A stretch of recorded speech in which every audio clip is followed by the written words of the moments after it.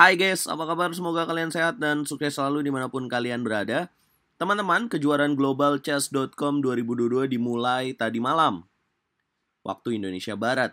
Nah, teman-teman, ini merupakan kejuaraan yang diadakan oleh platform catur terbesar di dunia, Chess.com, dengan menyiapkan hadiah untuk peringkat pertamanya mendapatkan 14,9 miliar rupiah. Dan ada 64 pemain yang sudah bergabung dan sistemnya adalah sistem gugur, di mana 64 pemain ini sudah mendapatkan hadiah. Bahkan kalau gagal di fase 64 besar aja udah mendapatkan 5.000 US dollar. Nah, pertandingannya adalah pertandingan catur secara daring atau online. Dan sistem permainannya adalah 4 kali permainan catur dengan sistem waktu 15 menit plus 2 detik increment setiap melangkah. Bonus waktunya 2 detik setiap melangkah. Dan kalau misalkan dari 4 kali pertandingan itu berakhir dengan seri, maka Armageddon Game menjadi solusinya dengan 1 kali Armageddon Game. Nah, teman-teman, dari 64 pemain itu, tadi malam ada pertandingan yang menarik antara pecatur Armenia, Melkomian Haran. Ini merupakan pecatur dari Armenia yang memperkuat Armenia di Olimpiade Catur 2022 melawan mantan juara dunia catur dari Rusia, Vladimir Kramnik. Nah, buat kalian yang belum tahu siapa Vladimir Kramnik, kalian harus tahu nih siapa dia. Dia merupakan pecatur yang menghentikan eranya Garry Kasparov menjadi juara dunia di tahun 2000. Nah guys, langsung saja kita bahas partainya. Menjadi sebuah pertanyaan, seorang Vladimir Kramnik yang sudah lama tidak mengikuti turnamen resmi, akhirnya kembali lagi. Dan apakah berhasil mengalahkan pecatur yang sedang aktif di tahun 2022? Nonton terus sampai habis, jangan lupa klik tombol subscribe dan nyalakan lonceng notifikasi kalian. Melkomian Han memulai dengan langkah C4, pembukaan Inggris, dan dijawab dengan C6. Kemudian putih kuda F3, hitam D5. Putih G3, hitam kuda F6, dan putih gajah G2, hitam memukul pion C4. Ini merupakan pembukaan Inggris dengan variasi mirip-mirip Caro-Kann defensive system. Dan kemudian putih rokade pendek, hitam kuda B D7, putih menteri C2, hitam kuda B6. Ini menarik ya. Ini kedua pemain seperti memainkan pembukaan Katalan juga. Dan di sini Kramnik menjaga pion C4-nya. Kemudian Melkomian menjalankan langkah A4 dengan ide mengganggu kuda di petak B6. Kemudian hitam taktis A5, putih benteng D1, hitam kuda F D5. Kemudian putih D4, hitam kuda B4. Wow, sepasang kuda yang sangat mengganggu di sisi pemain putih. Kemudian putih menteri D2, hitam G6. Putih M4 mendapatkan setup 2 pion center. Itu selalu apabila putih memainkan pengorbanan pion C4, pasti dia menginginkan setup seperti ini guys.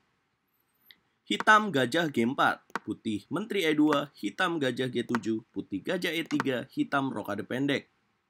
Putih kuda A3, hitam E5, boom. Langkah yang sangat menarik. Kemudian putih, pion D makan E5, menerima pengorbanan dari Vladimir Kramnik, hitam menteri C7. Putih, gajah memukul kuda B6, hitam menteri memukul gajah, putih ambil pion C4 dengan kuda, kemudian hitam menteri C7, putih benteng D2. Di langkah ke-18 ini berbalik ya, malah hitam yang mendapatkan keunggulan 1 pion. Kemudian hitam benteng A ke petak D8, putih benteng A ke petak D1, benteng memukul benteng, benteng memukul benteng, dan hitam B5. Putih kuda E3, hitam gajah memukul kuda F3, gajah memukul gajah, menteri makan pion E5. Ya, yang dimau oleh Melkomian mungkin tidak ingin bahwa hitam terus menekan dan memiliki sepasang gajah. So, dia melepaskan penjagaan pada pion E5. Setelahnya putih pion A makan pion, kemudian pion makan pion, dan putih raja G2. Kita bisa lihat di sini, di langkah ke-24 bahwa hitam memiliki keunggulan 2 pion bebas melawan 1 pion di petak B2. Dan sementara putih memiliki keunggulan pada pion senternya. Nah, kalian bisa membayangkan apa yang dilakukan oleh Vladimir Kramnik di langkah berikutnya. Dia memiliki keunggulan tipis dan dia langsung menyerang dari sayap raja. Boom. Kemudian putih merespon dengan benteng D7, hitam kuda C6. Ya, setup yang sangat cantik dia siapkan untuk kuda D4 karena kuda di D4 sangat kuat. Ditopang oleh gajah Fianchetto di petak G7 dan menteri di petak E5. putih B3, hitam kuda D4, putih menteri D1, hitam benteng E8. Putih benteng B7, ini merupakan langkah blunder. Dan kemudian hitam H4. Harusnya langkah tepatnya adalah benteng E7 guys. Jadi menukar benteng dan menurut evaluasi kalau pertukaran benteng terjadi, maka hitam akan merepotkan dengan dua pion bebasnya ini dan pion ini akan menjadi kelemahan karena menterinya bisa ke petak B4 nantinya jika terjadi pertukaran benteng. Ya, Vladimir Kramnik memainkan langkah H4 karena waktunya juga tinggal di bawah 3 menit. Kemudian putih kuda D5 terus melakukan kesalahan dan kemudian hitam A4. Putih pion B makan pion, kemudian pion memakan pion. Dan di sini pion gratis diberikan oleh Vladimir Kramnik. Sebenarnya ini merupakan pion racun. Karena kalau dimakan oleh pemain Armenia ini, maka setup H3 akan menjadi langkah jitu dari Vladimir Kramnik. Boom! Melepaskan penjagaan raja terhadap gajah di petak F3. Tapi jelas, pemain Armenia tidak memakan itu, Melkomian. Dia pilih benteng B4. Kemudian hitam benteng A8. Boom. Kemudian putih kuda B6. Di sini sebenarnya kita bisa lihat bahwa keunggulannya sudah cukup besar banget untuk Vladimir Kramnik. Tapi karena waktu yang tersisa sedikit, dia tidak menemukan langkah akuratnya. Karena dia memainkan langkah menteri D6. Seharusnya, menurut evaluasi, di sini kuda memukul gajah lebih tepat. Dan kemudian menteri memukul kuda. Dan hitam dapat memainkan langkah benteng B8 dengan memberikan pin. Ya, kalaupun di sini putih akan coba mengadu dengan kuda D5, maka benteng memukul benteng, kuda memukul benteng, dan langkah A3 akan merepotkan bagi pemain putih. Karena kalau dimakan, makan, dan ya, dengan posisi seperti ini, maka kemenangan akan diraih oleh pemain hitam. Oke, kita back to the game. Benteng tidak dijalankan petak B8 tapi memilih menteri D6. Kemudian pemain Armenia menghidupkan kembali asanya dengan benteng makan pion A4, benteng memukul benteng, kuda memukul benteng, dan menteri ke petak B4. Putih malah menjadi unggul pion, kemudian kembali memakan pion di petak H4. Tapi dengan memukul pion H4 ini merupakan sebuah kesalahan. Karena Melkomian lupa bahwa petak F4-nya jadi kosong nih guys. Dan kemudian langsung di setup oleh Vladimir Kramnik dengan kuda E6. Putih H5, pion memukul pion. Kemudian menteri ke petak D7. Hitam gajah D4 setup mulai dilakukan dengan membatasi pergerakan menteri menjaga pion F2. Kemudian putih menteri C8, raja G7. Kemudian putih menteri C2.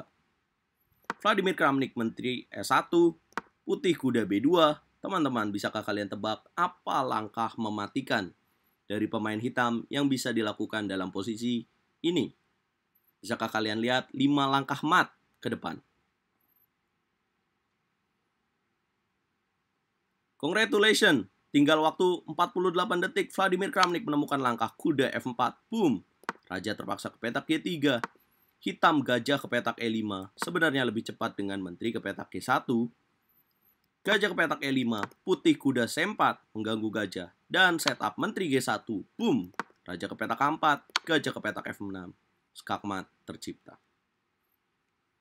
Dan akhirnya, Melkomian Han menyerah di tangan Vladimir Kramnik. Ya, sebenarnya setup lebih tepat adalah dengan menteri ke petak G1. Setelah ini, ya, menteri ke petak G1, jika dimakan kuda di petak F4, maka akan ada menteri makan H2, raja ke petak F5 atau G5, maka akan ada gajah F6, raja ke petak F5, dan skakmat di menteri E5. Ya, apapun itu, karena waktunya tinggal sedikit, Vladimir Kramnik tetap saja bisa mematikan lawannya.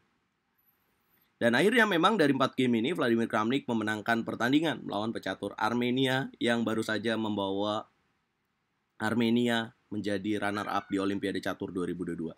Apa komentar kalian tentang game ini, dan apakah komentar kalian dengan Vladimir Kramnik? Ya, berkat kemenangan ini, dia lolos ke babak ke-32 besar. Kita ngobrol di kolom komentar. Jangan lupa like, share, komen, dan subscribe. Vladimir Kramnik nih, bos. Dia kembali dan senggol dong.